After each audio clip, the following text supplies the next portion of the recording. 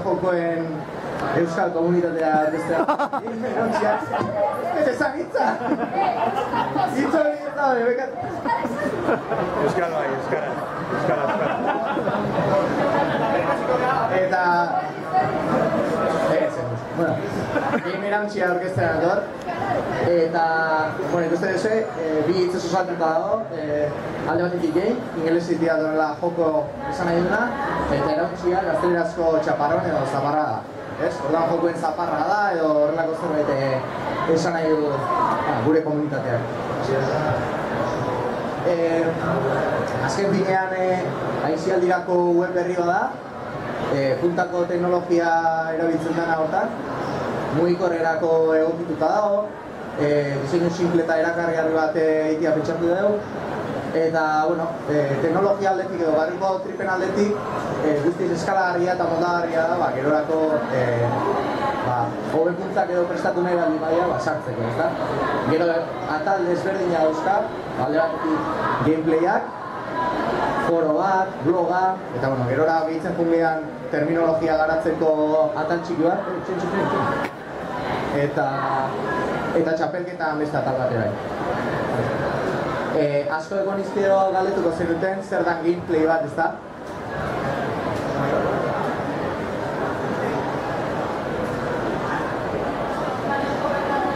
Ez da gita hotza entzun dudan. Bueno, gameplay bat azkenean da, pertsona batek joku batean jolastu, partida hori grabatu, iruzkindu, eta internetera, YouTubera edo igotzen duenean, ezta? Gameplaya normalean bi eratakoak izaten dira.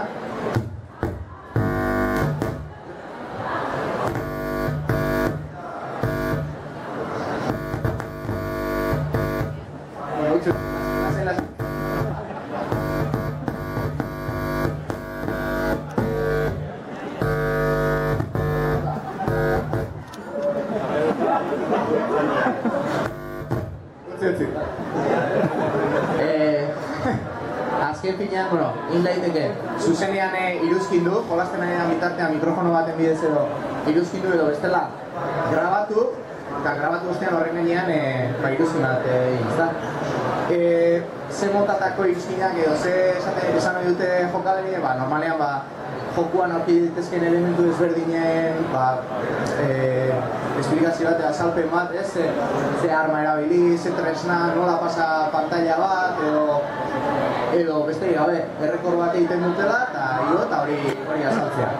Ezgarik askotan egiten duna.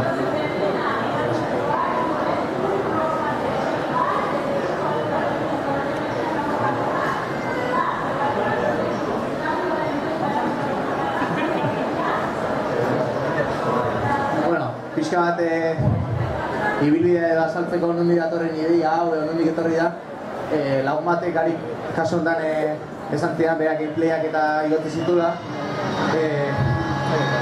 internetera, eta bueno, Klingon hizkuntza horretan, eta ez zuela inor aurkitzen, hizkuntza horretan igotzen zituenak, eta faltazula komunitate bat bezala edo pertsona jakin batzuk joku horietaz hitz egiteko, pixka bat garatzeko, eta hori saltxa horretan ibiltzeko. Ez da horretan komunitate bat sortzeko, eskatu zian web bat garatzea, jendea bertan elkartu, leku zentral bat bilatu, eta bertan eztabaidak eta sustatzeko, eta orduan hori da, webgune bat eskatu zian, komunitate baten ideia garatu genuen, eta pixkanaka sare sozialen bitartez, eta beste bat irratian izan gara elkarrizketa bat edo eginez, eta orduan komunitate txiki bat, talde txiki bat sortu da, eta sarean zengotzen jendea pixka, ez? Bueno, ikuste duzuen bezala, hau da oindala gutxi webgunean nola zegoen, baina ikusten duzuen blogan atala, iruzkinak eta daude, eta hainbat proiektu garatzen egia, bideojokoei buruz, Klingon hizkuntza horretan hitz egingo duen jendearekin.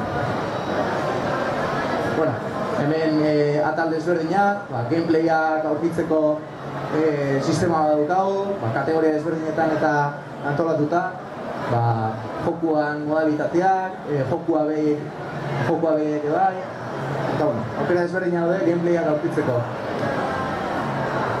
Blog bat daukagu pertsona batzuk daude ez dituztena nahi gameplayak igo, eta orduan, blogean analisiak egiten dituzte, joku berriei buruz, baita ere, orain dela gutxi honan Fan and Siriuseko ekitaldi batera juntzaigu kide bat, asteburu pasa, eta horren inguruan bideobloga igo du, eta hainbat goza polite ari dira suertatzen, ezta? Gero baita ere, pixenaka foro bate bai eraiki genuen, alde batetik komunitatean inguruan hitz egiteko, gure proiektua, webgunea, ditugun topaketak eta gauzei buruz hitz egiteko, eta baita jokuei buruz, daude plataforma ezberdinetan, PlayStationa, Xbox eta hainbat gairi buruz hitz egiteko. Esan dugu komunitate bat gehala, eta komunitate hori geruza ezberdinetan osatuta dago. Erdiko geruza izango litzateke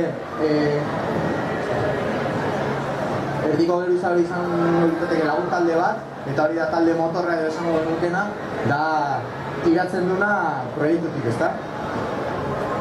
Eta talde motorren zer egin zen dira, gameplayak egitatu eta dio, artikulu interesgarriak eta dio, forotako eztabaida sustatu, pixka moderatu ez, azken finean, webguneko giro hori bizitasun hori mantendu eta pixka bat horrei tira, ezta? Ideia berria sortzen dira, eta pixka bat baita ere eztabaidatzen da, nola autofinantziatu proiektua, eta hasierako inbertsio bat jarri behar izan zen, talde motorretatik atera da, eta guzti hori. Eta gero dago, kanpoko geruza izaten dana, komunitatea izango litzateke edo oinarria, eztabaida sortzen dana, ideia berriak ematen dituztena, jokua eta hitz egiten dutena, iruzkinak badatzen dituztena, eta saltxea sortzen duen jende badago, ezta? Eta, hasierako galdera hori erantzutei, ezta? Non daude Klingon darrak, esango dugu, YouTubeen sakabanatuta zeuden, eta orduan, lagun horrek garik esan zidan, aurkitu nahi zituela, eta, sakabanatuteko horiek elkartzeko, interes berdinei jokutaz hitz egiteko, eta saltxa hortan mantentzeko, jokuzaleak edo bilatzeko, beren artean partida jokatu ahal izateko, Klingon, ez? Esan. Hizkuntza hortan eduki hori sortzeko batez ere, zekai horren inguruan ez dago ezer, edo horrein artez da ezer egon. Modu divertigarri batean gozatzeko, eta, eta baita ere gazteen enganare iristeko, ze ikuste dugu gazte asko da bilela mundu hortan, eta, Eta zer gertatu da? Suertatu da webgune hori izan dela, proiektu berrian laborategi txiki bat. Azkenean jokuen inguruan eztabaidatzen dugunez, idea berria sortatu dira. Eta etorrizte egun da sakanako gazte bat, eta esan zidu behitu nik joku baten inguruan zerbitzariak montatzen dakit Minecraft oso ezaguna da joku baten inguruan zerbitzaria montatzen, eta nahi hizkuntza horretan ibili eta jolastu beste lagunekin, eta nahi laguntzen baldin nahi azkete zerbitzari hori montatzen, jarriko dugu bat. Eta alaxe, Minecraft euskal zerbitzari bat montatu dugu, eta ikuste dezu, finantziatzeko jarri ginen crowdfunding sistema bat, Karena ditzen dana ez dakit ezagutzen dezuen, proiektuak aurrera ateratzeko, eta kalkulatzen ginen, 150 eurokin horrela, 30 jokalarik edo urte guztian zehar jolastu ahal izango zutela. Eta proiektua aurrera atera zen, ondo atera zen, eta ikusten zuten emaitza, urtarrietik aurrera ia listo egongo da.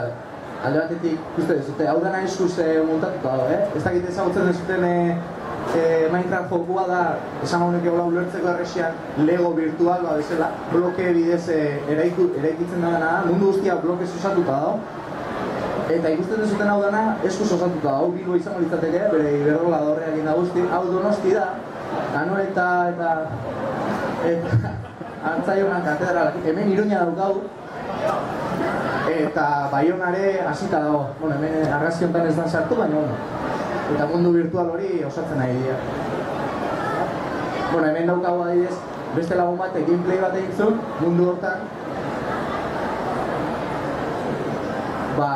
Karenan ipininen horrean diru bilketa egiteko, promozio moduan, gameplay bat egin zuen, da azaltze du, adibidez hemen Iberdrola horrean dago, eta nola jolazten den, ez? Piskat, eta nola dagoen irekita mundu hori.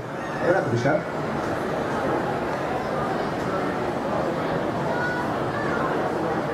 Daneti dago, metro bat guzti daude, hemen egitan. Hau adibidez Donostia. Udaletxea.